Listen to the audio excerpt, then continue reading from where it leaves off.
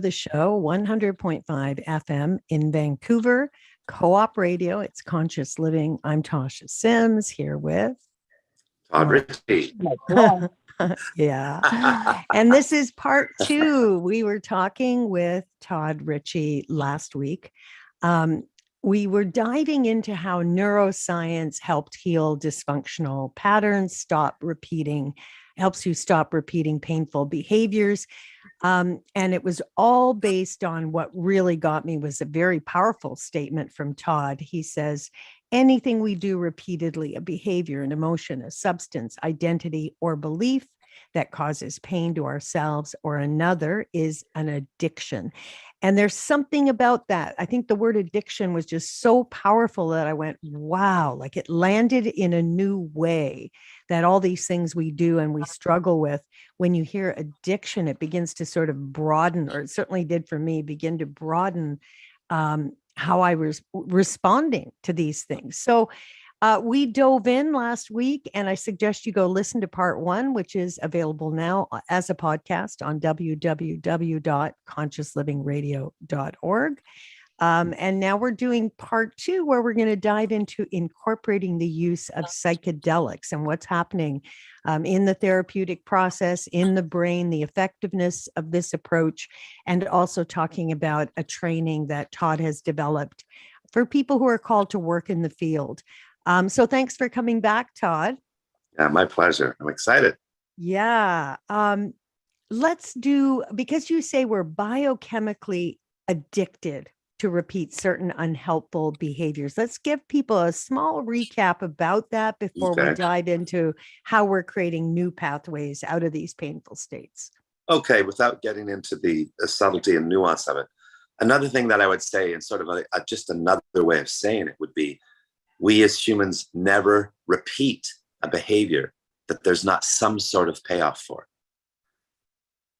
Just let that sit for a second. We never repeat a behavior there's not a payoff for.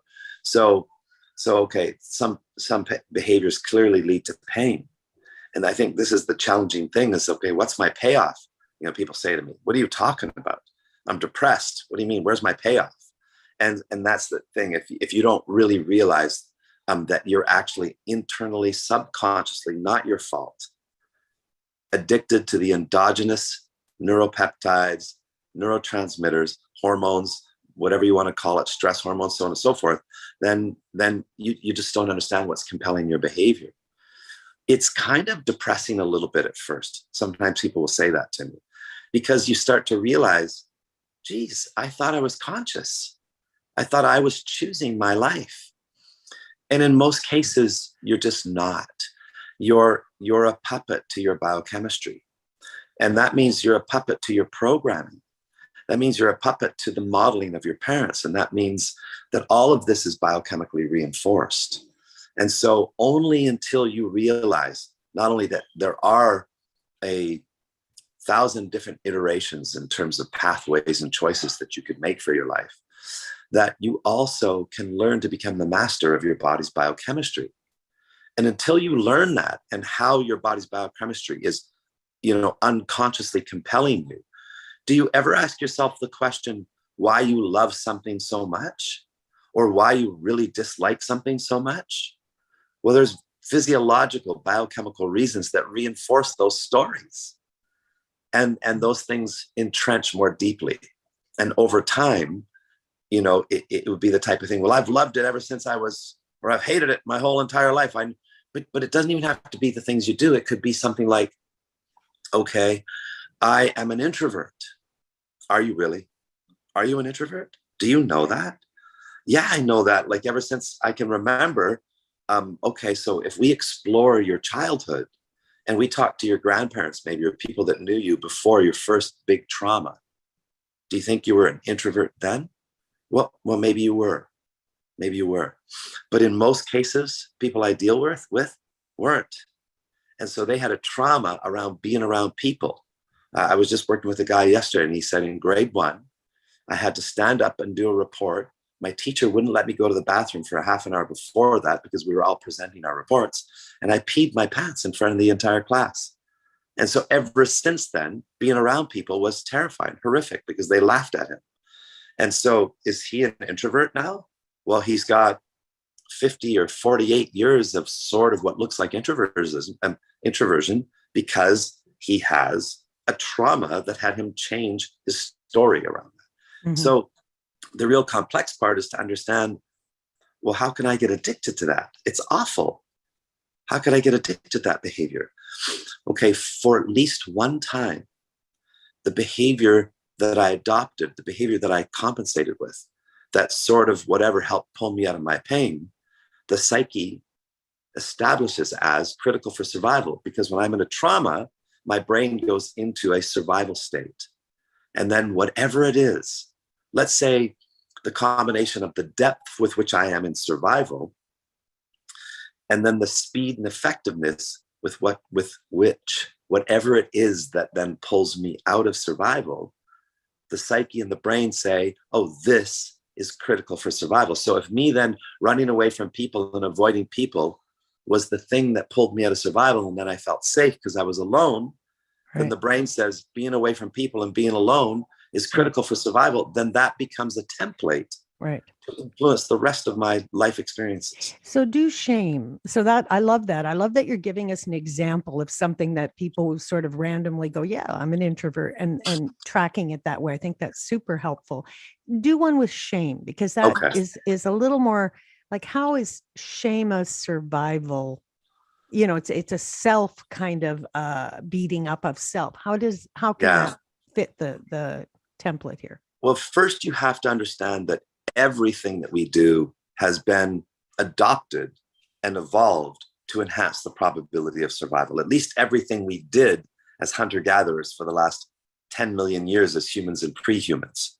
And so those emotions have a specific purpose, and those emotions were there to teach us, to guide us, to move our behavior towards or away from something that, again, would enhance survival. Let's say, for example, as a hunter-gatherer, maybe I was sexually inappropriate with the children in my band. And then what happened was that the other band members, instead of killing me, they shamed me. And that shame was enough for me to alter my behavior so it would move me away from. So it didn't just help the individual, it helped the collective. I was shamed in a way to change my behavior. And that's how hunter-gatherers use shame. They might, say I did something inappropriate. Then that night, what they might do is reenact a play where one of the other elders would play me, and then play me doing something inappropriate, and then everyone would laugh. And then the next day it would be over with. It's like today we've created religion and so on and so forth to envelop people and engross them and pull them into shame and then shame them over and over again so that they actually literally become addicted to the shame. And so that's when shame or any behavior becomes dysfunctional, is when it's not being used or applied in the way that we evolved for it to be applied or used. So now specifically with shame, I don't know that we can prove this yet, but there is a growing amount of I guess, belief around resonant frequency.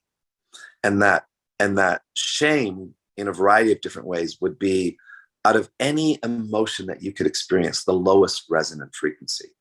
There's not a lower resonant frequency. In fact, we can measure that behavioral and experientially, that historically, instead of actually killing somebody who you might punish for an inappropriate behavior, certain cultures would instead shame them, which was actually perceived as worse than death.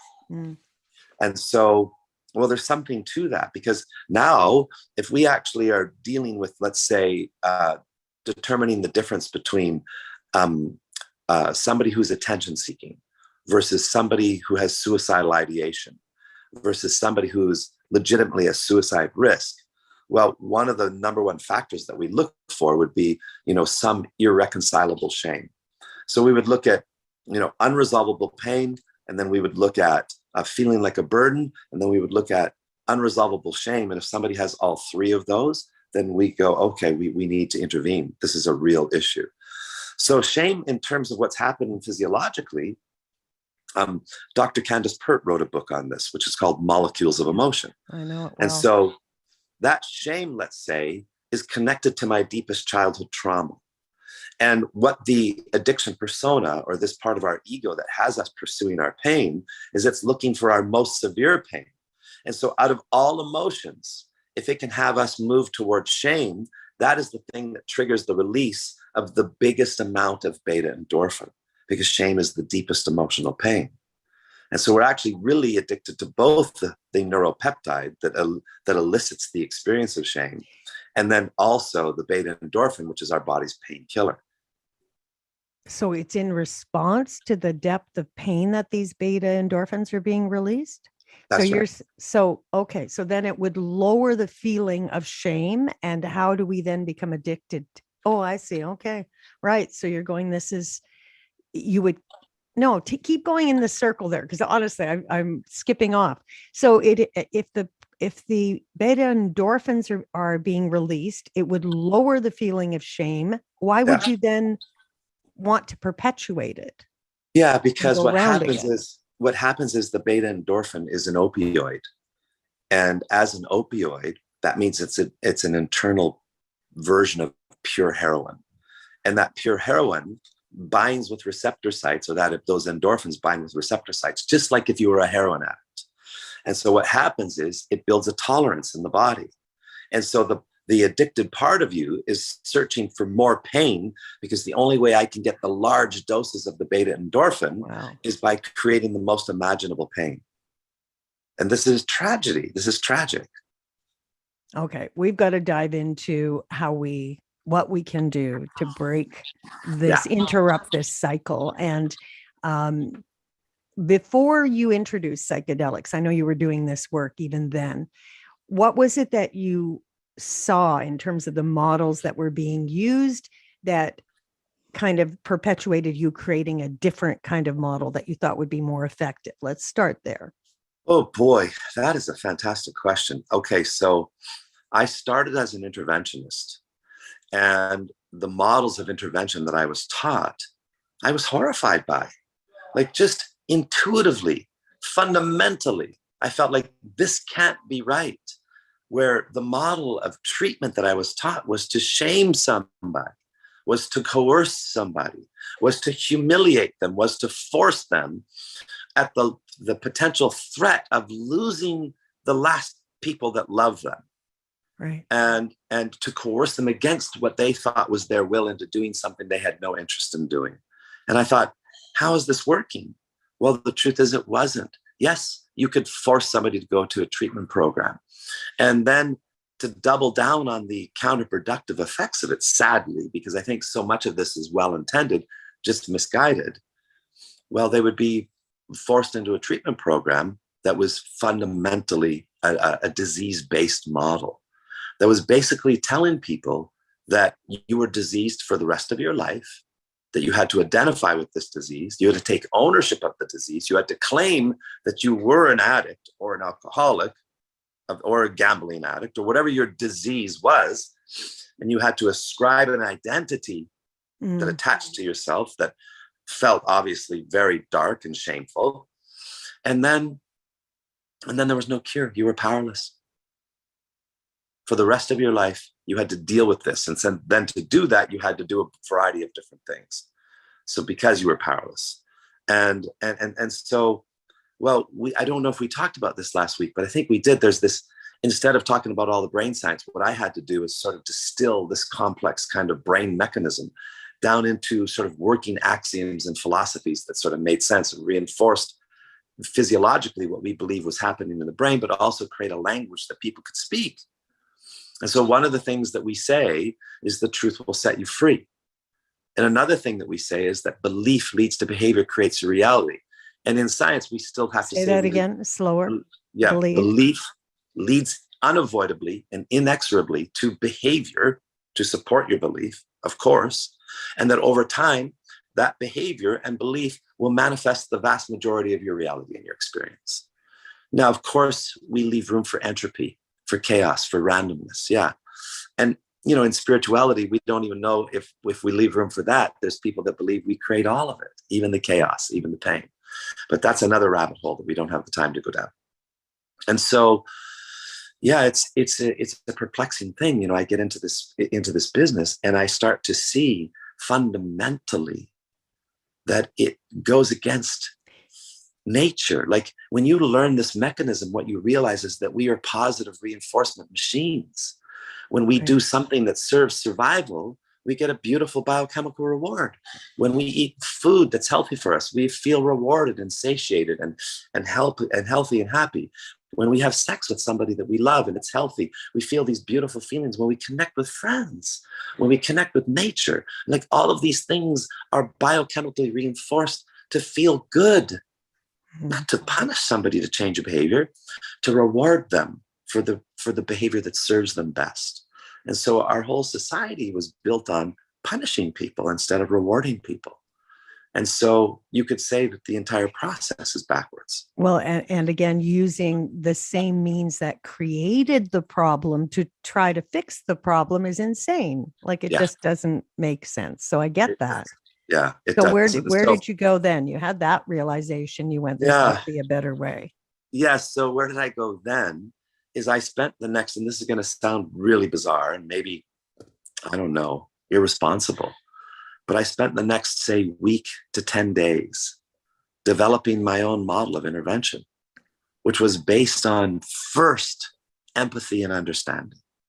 And then based on that deeper empathy and understanding, fostering and opening hearts again to remind people that they have compassion for somebody that's been struggling with mental illness or addiction, to remove the pejorative stigma that those people are attached to, and to help the loved ones understand why they are where they are, and to help the loved ones understand why they're feeling what they're feeling, and that's okay too, and to understand the difference between enabling and codependency, and to create a sense of hope so we could open our hearts again. And what people need when they are disenfranchised, when they are feeling powerless and despondent and hopeless, is not more punishment, not more rejection, not more isolation. What they need is authentic connection. And so I built and developed an entire model based around hope, understanding, love, and connection. And then that inspired people to actually choose to want to get help. And it gave the family the courage to try again, to support this person that then wanted to receive their love. And so it influenced and inspired them, and instead of threatening them to do something. And so, I developed the fundamental framework for that in about a 10-day period. And my first 13 interventions were successful in that. But then I also noticed something. I noticed that using love and understanding and sort of spiritual practices, that the family members started doing better. And that when the individual would come back from treatment or whatever, they would reintegrate and do better. And so then people started asking me to do counseling with their son or counseling as a couple or so on and so forth. And I wasn't a licensed therapist. I just developed this model and people saw that it worked. And so then that informed ultimately this big idea that I had. And then the working with the neuroscientists for 11 and a half years, a lot of that was informed by the intervention model that I had developed. And so then when we understood this core mechanism in the brain and how that really was the biggest predictor for who and what we become, we spent 11 years distilling that down into a workable model. And then we're using it simultaneously in the field in conjunction with the intervention model. What are you calling that model? That's called the Neuro alignment model. And now, as we've introduced psychedelics, it's called Neuro alignment psychedelic system. Okay. Or NAPS. NAPS. NAPS for short. Yeah. Okay. So what brought you to begin to introduce psychedelics and work this way? Tell us that part of your story. Well, it's almost more interesting to say what prevented me and stopped me all these years from introducing psychedelics, because I was abreast of some of the research. I was exposed to people who were having transformative, life-changing experiences with psychedelics for at least the last 15 years.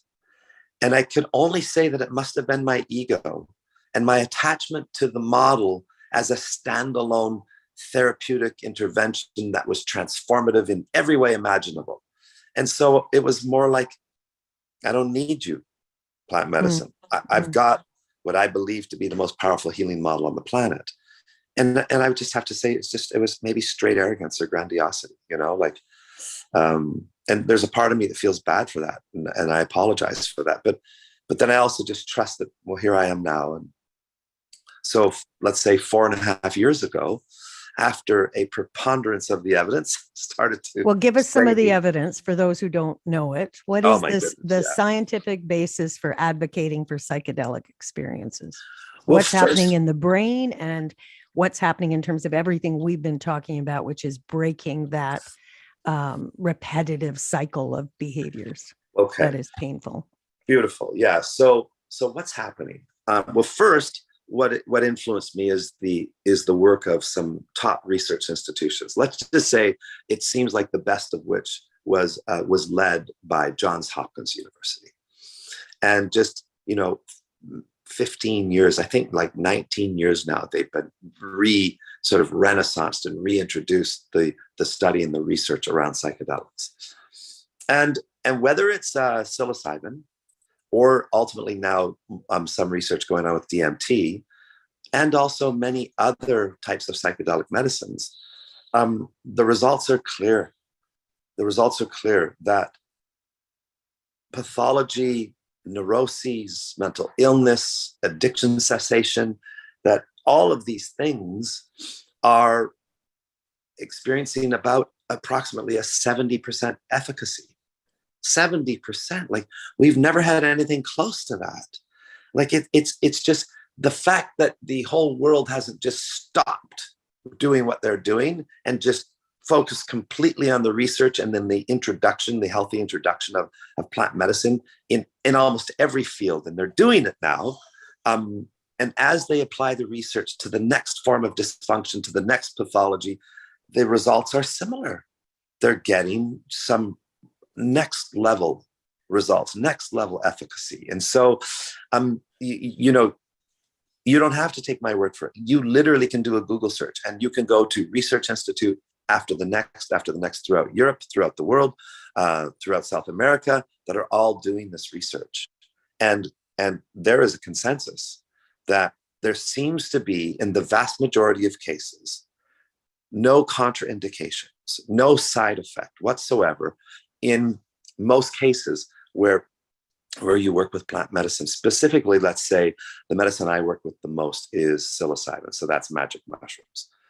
And I've seen research that shows that psilocybin might be the safest drug on the planet right now. It's like, it's safer than aspirin.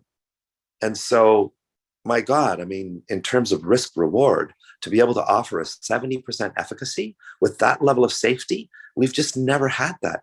And to have no negative side effects for the vast majority of the population.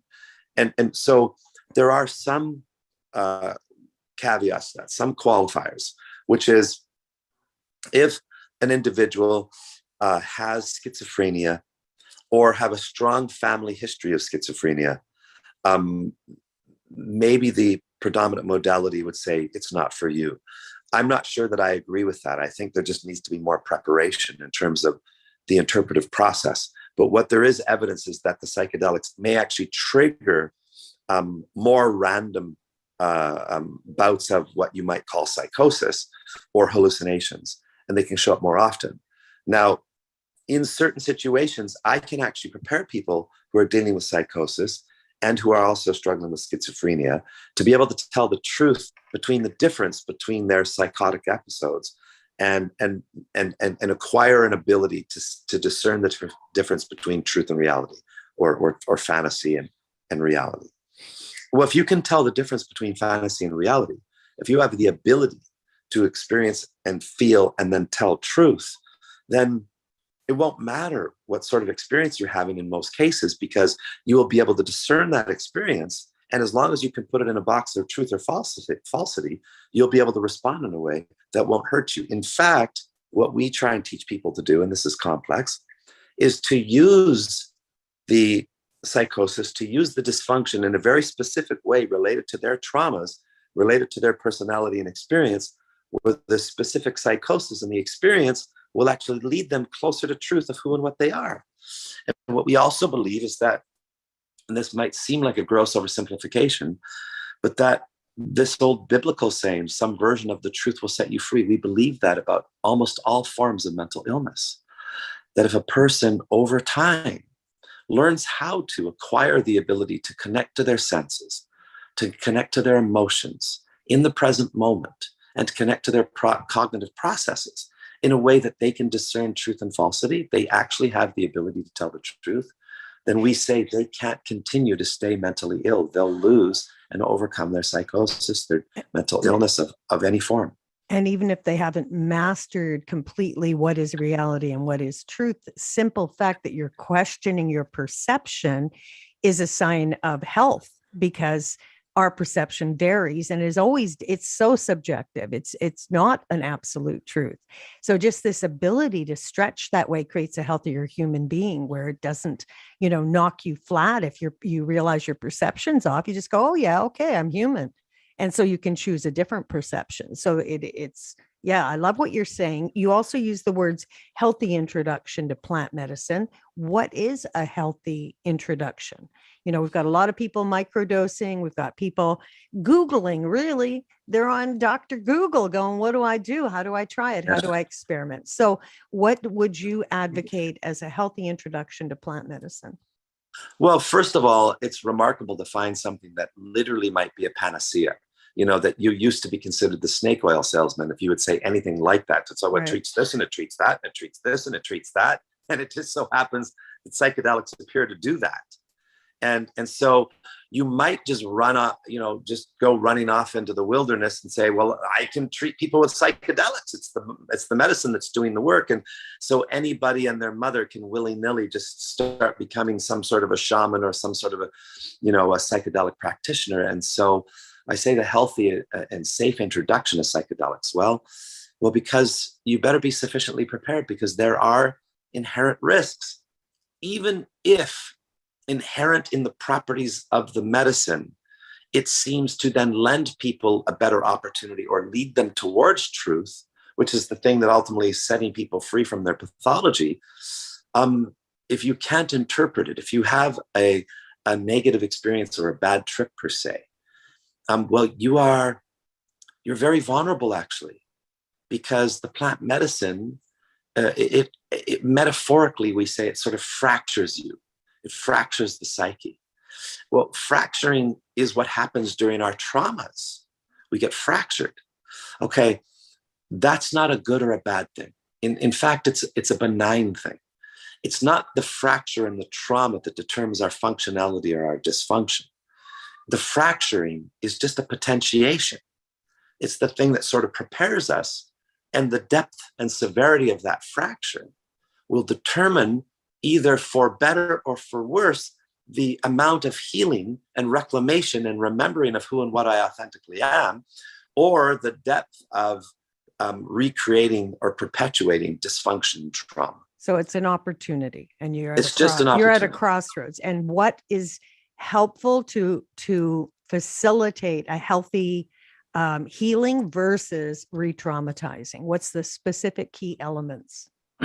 Well, to know a little bit about neuroscience, and then to also have a model that's based in evolutionary psychology and paleoanthropological sort of research, just understanding who and what we are biologically, from, again, fundamentally being hunter-gatherers. And we don't know exactly, but let's say that we're like 99.5% still hunter-gatherer physiology, juxtaposed in a culture that's evolving so fast that our physiology can't keep up. And so we call this evolutionary mismatch, is that the dysfunction that shows up, maybe almost all of it is a byproduct, in direct and indirect ways, a byproduct of this evolutionary mismatch. We're just living in an environment that we haven't adapted to. And so, okay, the plant medicine, we co-evolved with it, for one. So there might be some evidence that we've been taking plant medicine. I mean, these mushrooms were here before humans were, for sure. But I want that question answered, because we kind of go off, and it's super interesting, but we're not actually answering the question. What makes the difference between taking it, re-traumatizing, having that bad trip, and specifically healing? Yeah. When you're at that crossroads. Okay, so what we believe is that fracture as a potentiator is what we can actually induce consciously with plant medicine. So we intend to fracture and fracture as deeply as we can with the process. Okay, now that somebody's fractured, they're vulnerable. So wait, Well, they're you vulnerable say for what? we. Who's we? And Well, we, me, the company, and also people that are working with psychedelics and plant medicine. I mean, there seems to be at least some awareness that what we're trying to do is fracture. so And what is the background or training necessary to be a human being who's going to work with people's trauma? Because yeah, right, we is so, to people listening, yeah. they're going, well, who is Let me that? come back to that and talk about how do we sort of create a community of people that work safely with plant medicine. Okay. And then let me just say the critical sort of variable that's still really needed to understand before you understand this fracture thing. So too often in mainstream psychology, there's this sense of that the predictor for someone's dysfunction is the number and severity of their traumas. And that's not true. Yeah, you can see a correlation between dysfunction and the number and severity of traumas, but that's not the determinant. That's not causal. It's just correlated. What's causal is the combination of the trauma and then the subsequent attachment. In other words, how does a person cope when they're being traumatized? When they're in survival mode, coping is an unconscious process. We do a variety of things, usually what might have been modeled in my environment, what I saw my parents do, what happens in my culture, or just arbitrarily what sort of shows up for me in that moment. And I'm going to do what works, hopefully. And so that might be what we call an authentic attachment. And an authentic attachment is something that we evolved to do as hunter-gatherers. That means that I would connect to my band. I would connect to my mother. I went through an attachment and fractured. I'm wide open. And so somebody would be there for me. The band would reconnect with me, pull me back in and save me. Or they would commiserate in my misery. They would share in my suffering. And to that regard, I would have an authentic attachment. This is how we evolved. Or I would connect and commune with nature in some meaningful or beautiful way. Or I had a sense of spirit and I would connect with spirit. Or, all of these authentic attachments to some degree are things that actually, if I go through trauma, don't lock the trauma in the body, which is what psychologists believe happens today, is that trauma gets locked in the body. It only does when I have what's called a pseudo or false attachment. And that is something that I attach to that we haven't evolved to cope like or respond with.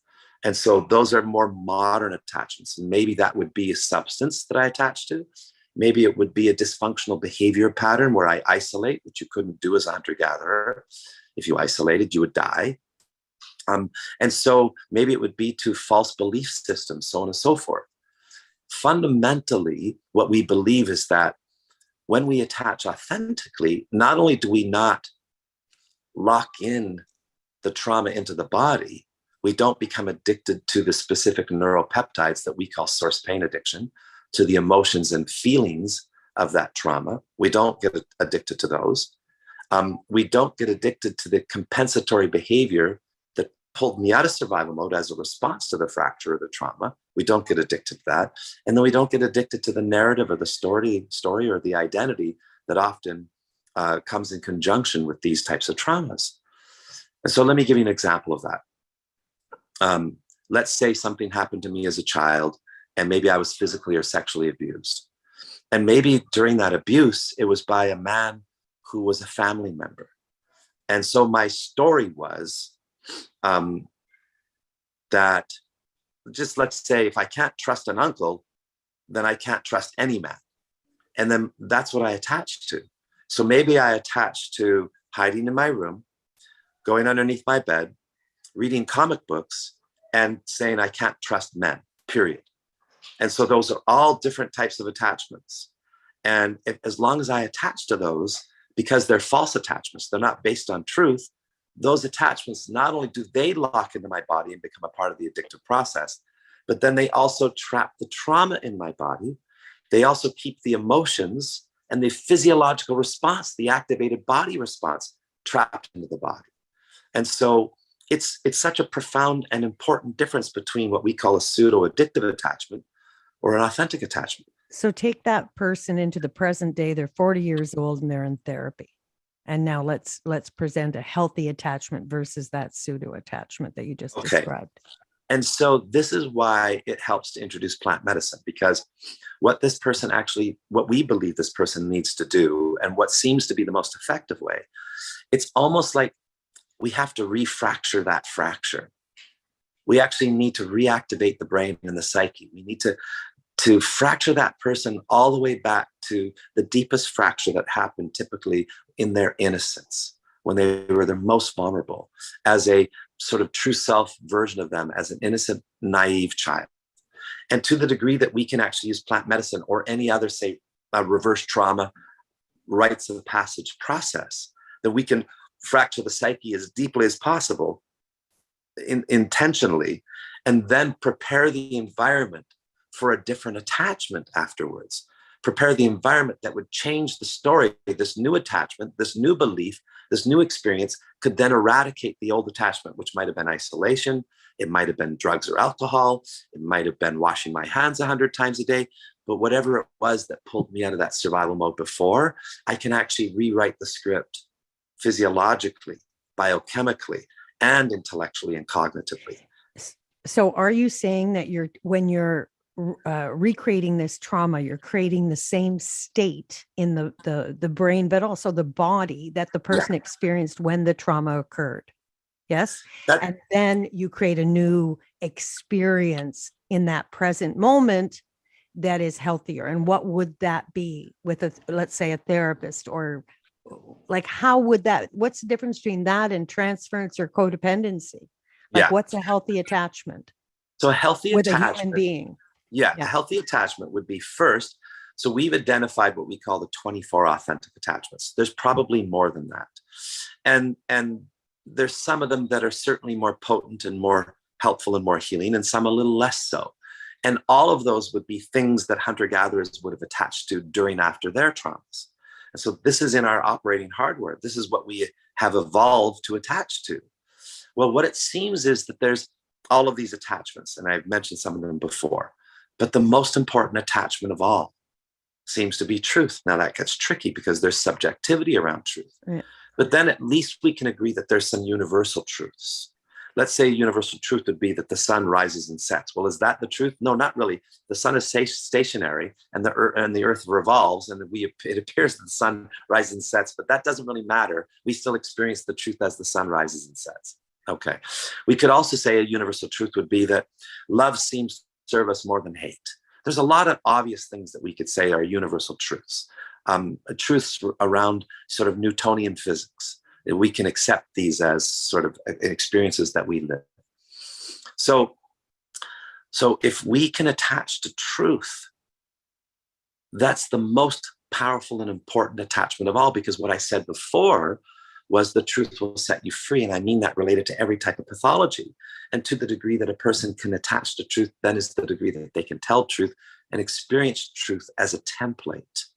And they can go through life, then at least in certain areas, knowing truth, not just cognitively, but feeling truth and experiencing truth through their body. We might call that intuition, and trusting that intuition, and so you can extend that. And then maybe there's even a more important truth. And this seems to come up more today in a modern culture than it ever would have with hunter-gatherers. And that is the truth of the value of who you are and what you are. That's the truth of who you are and what you are. And when a person really understands the truth of who they are and their innate inherent value and their innate equalness, differentness, but equalness, that you couldn't be better than someone or less than someone, and then what they are. Well, this is what plant medicine starts to introduce. What they are. What does that mean? Well, I'm this animal. First, I evolved as this hunter-gatherer animal that had instincts of survival that really, we talked about this physiology, and we're these kind of puppets to our physiology. Oh, are we?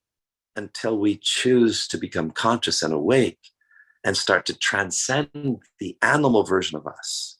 And this is when we start to step into higher states of homeostasis, higher states of human consciousness, and we become sort of a more enlightened, better, fourth dimensional, fifth dimensional version of ourselves. as opposed to being trapped in the third dimensional animal sort of response, reflex, react, survival instinct version of us. And you believe that in that experience with the psychedelic, we experience our identity as something connected to that larger collective versus the small personal narrative that we all hold. Is that right? That's the attachment. That's right. To oneself, to a greater version of oneself that is more true. Is that right? Yeah, this is when this gets exciting, right? Yeah. Because, so first of all, you can attach to who you are. Well, what is that already? That's quite abstract. Who are you? Okay, well, there's ways of us, and we can actually do an exercise today to sort of point us towards who we are whenever you feel it's appropriate. There's ways to discover who you are, and that still can be a third dimensional kind of phenomena, or a third dimensional experience, but we can do that. But then what you are, well, how do I therapeutically take somebody through an experience that would reveal to them through experience, what are you that might be you beyond this individual separate meat suit with instincts and reflexes? Okay, well, there's things that you can do. There's religious experiences, there's meditation, there's fasting, and a variety of different things that you can do, including prayer and such, in group or individually. And breath. Let's not forget, breath. It's like breathing. Absolutely. The thing that we're doing all the time, but we're not awake to, is actually our lifeline to that experience. Absolutely. Right? Yeah, you're right. So it doesn't have to be plant medicine that takes you there. There's lots of ways to go there. But plant medicine seems to have a more supercharge. Like a supercharge. Like we can experience all these things. And if we're lucky in meditation, or we're lucky with breath work, we'll have profound epiphanies and physiological transformations. That's all true. But plant medicine seems to be able to do that with almost everybody. And they don't have to be masters of meditation, and they don't have to dive into a 3-hour breathing process, or, it's like, I guess this is the new, let's take a pill. It's, in a sense, it's the new fast track or easy way. And I think also, in my experience, this is a generalization, but I think it gives it to you a little bit faster and a little bit deeper. Whether it just, there's something inherent in the properties of plant medicine that allows us to attach to different types of truth. Well, that's my question. What's happening in the brain when that plant medicine's introduced that may be facilitating a deeper, maybe even more sustainable attachment to this sense of identity that is bigger than the transpersonal? Okay, so what we think might be happening in the brain, and I say this with real humility, because my God, there's a lot of I don't know-ness around this. It seems it's like the same thing that happens with meditation or breath work. What seems to happen is when you become fully present in the body, fully present in the present moment, you're just completely here. And so what ends up happening is you sort of expand consciousness. When you're fully present, what happens is the ego seems to get quiet.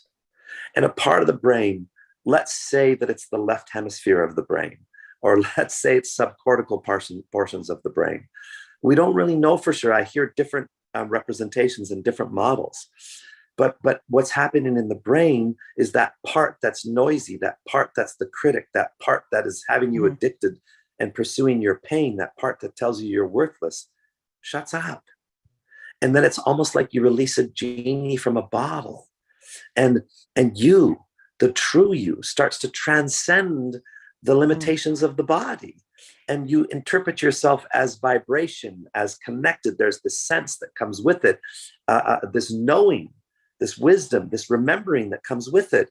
And we can't explain that with just brain science, because it goes beyond brain. When we tap into a collective consciousness and you have wisdom and knowledge that your brain never had access to, and now it does. And what do we see in the brain when that's happening? Surely they've wired it up and tried to study that, yes? Yeah. What actually is happening in the brain when you're in that state of oneness? Okay, so they don't know exactly what's happening, but what they can see is that the brain is fully activated. It's on fire. Everything's working. Parts of the brain are communicating with other parts that have never spoken to each other. There's neurogenesis in the hippocampus. There's brain axon sort of refortification, and density of these neurons are improving. And let's just say that normally, let's say maybe 20% of your brain is firing operational. And that maybe that anywhere between 80, 90% of your brain seems to light up when you're doing plant medicine. And so, well, what does that mean? Is the plant medicine giving you these experiences? Or did the plant medicine allow something to happen that allowed the brain to step into a state of consciousness where we experience things beyond our normal sensory perceptional ability? Right. It's that all of a sudden now I'm just perceiving beyond. It doesn't mean it's not real. I'm experiencing with 80 or 90% of my brain what's in my reality that I just don't normally see or experience. Okay, and I'm worried again, we're going to run out of time. I definitely want to have your exercise that you're going to offer, but I also want to make sure we've covered the training, because what you've developed now is a way to train people to facilitate working with others. And I want to hear specifically more about that. So give us an overview, and then we'll dig in a little bit there. And then let's end with an exercise, because I really would love to offer listeners an experience. Okay, thank you. Yeah. So we don't profess to know more about plant medicine than other people or shaman that have been working with it for decades or longer. What we say is that we've developed a new unified model of human behavior through understanding the core mechanism in the brain that gives us a deeper insight into what's needed in the brain to help people heal, and that plant medicine is a perfect adjunct to incorporate that process. And so what we do is we teach people both of those things. We basically don't teach them like all of the history of plant medicine. We teach them this, how to incorporate plant medicine in the most effective way, understanding how to trigger and activate the brain, creating what we call a reverse trauma process that then is followed by authentic attachment process that then can actually heal potentially anybody from any type of mental illness or addiction, and much beyond that. Okay, so then we are down here in Los Angeles right now. We just did a 2-day intensive workshop. That's going to be followed by 12 Zoom classes online. Then that will be followed by a 150-page workbook. Then that will be followed by a 170-hour online course that we've developed. And then they take the 30-page booklet that explains just specifically this core mechanism and how it works. We call that the reverse trauma modality, healing modality. And then finally, they do a 3-ceremony practicum where we are there with them and we see their acumen and their intuitive ability and their potential for working with plant medicine. And then they take a really difficult final exam. And then we certify them in our model, and they then can carry the company name and say that they have been sufficiently trained and they're ready to help guide people through process. And how important is it that they've worked through their own traumas? Great question. If I told you that I was the best doctor on the planet for obesity, and I had built that reputation and I could go around and help everybody else, but as I walk into your house, I'm 375 pounds and I can barely breathe, I still might be the best doctor, but I've lost some credibility, right? And so, well, how far along consciousness do you have to be before you could? I think you just have to be committed to consciousness, and I would take it one step further. To me, somebody, if they have the ability and the commitment to experience truth and mostly about their own truth, then we're at different levels. And you'll always be able to help somebody around your level, or maybe who's just a little bit behind you. And so I'd hate to stop people until you're the Dalai Lama, until you're Christ himself incarnate. You can't help people. No, that's crazy.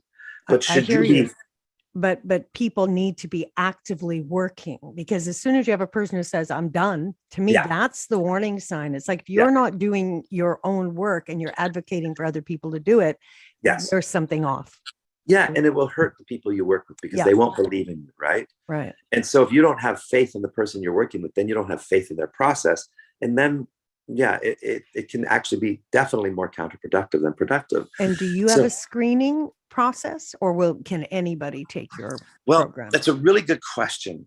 I guess if I was going to say, have we codified a way to screen people?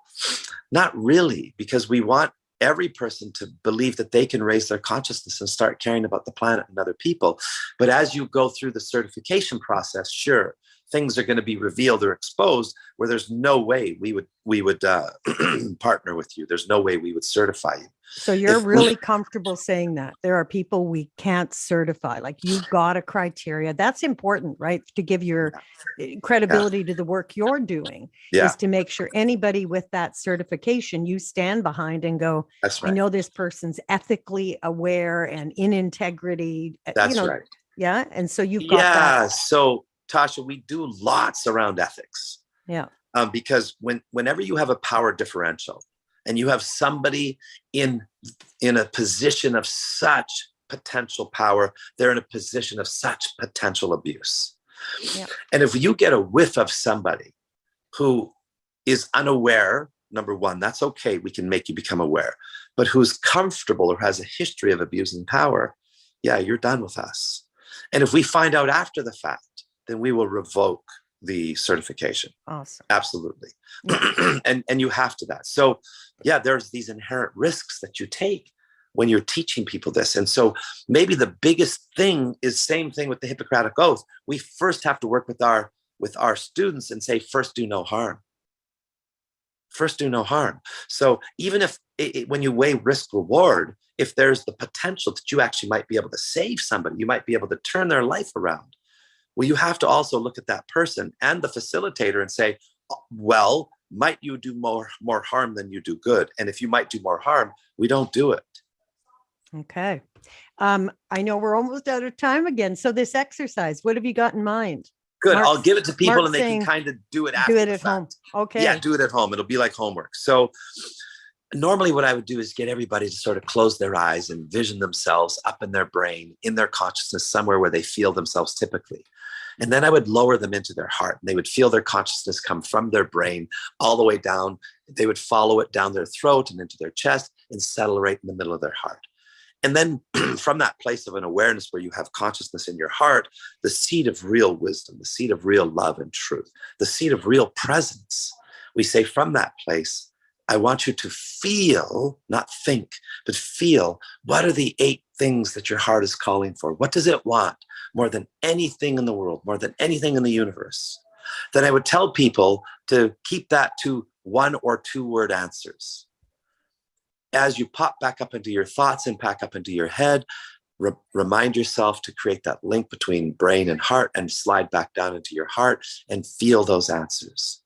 And everybody's 8 almost always is different to some degree. And then when you realize what your 8 are, let's just say that they might say, I want freedom, I want adventure, I want expansion, I want God, I want family, I want peace, I want love, and I want unity. Let's say that's my 8. Well, what we would say is that those are the tangible intangibles of your true self. That what we want from the deepest level in our heart and soul is actually an expression or an extension of who we are at the deepest levels. Mm-hmm. And so those could be words on a page, or you could have just discovered who you are, at least the core salient parts of who you are. Yeah. There's certainly more to you than this. And so say hello to yourself and then live out of this place where you answer every question is, how would this person do that? I am freedom. I am love.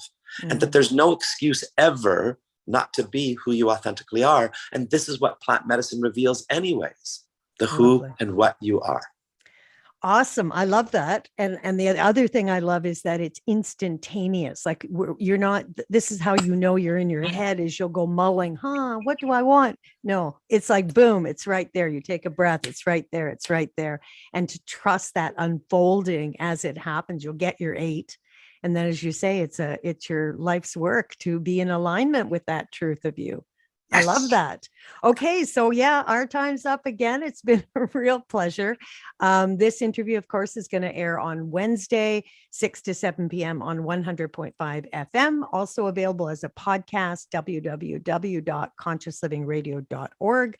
Spirit Plant Conference coming up November 4th, 5th, 6th at UBC. Come on out. It's going to be amazing. And Todd, just to close us off, final words, final wishes for the world from your heart to theirs. Yeah, I mean, whether with plant medicine or not, go out and have the courage to discover your authentic nature. You're so much more than you think you are. Beautiful. Thank